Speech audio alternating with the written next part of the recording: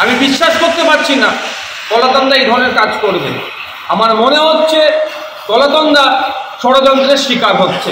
বিখ্যাত চর্চিত কালীঘাটের কাগজ কণ্ঠ ফরেন্সিক ল্যাবে পরীক্ষা করতে গিয়ে বছর পার হয়ে যায়, আর কলাতন্দার কণ্ঠস্বর রাতারাতি কিভাবে প্রমাণ হয়ে গেল, এই বিষয়গুলো আমাদেরকে ভাবাচ্ছে। আমি যতটুকু সময় কলাতন্দার সাথে কথা বলে যে আলোচনা করেছি, আমি বিশ্বাস করতে পারছি না কলাতন্দা এই ধরনের কাজ করবে। আমার মনে হচ্ছে কলাতন্দা ষড়যন্ত্রের শিকার হচ্ছে।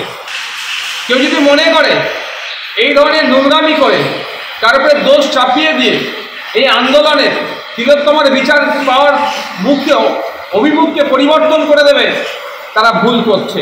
বাংলার মানুষ সজাগ, সতর্ক আছে, রাস্তায় আছে। এই রাস্তা ছাড়বে না যতদিন না পর্যন্ত তিলোত্তমা বিচার পাচ্ছে।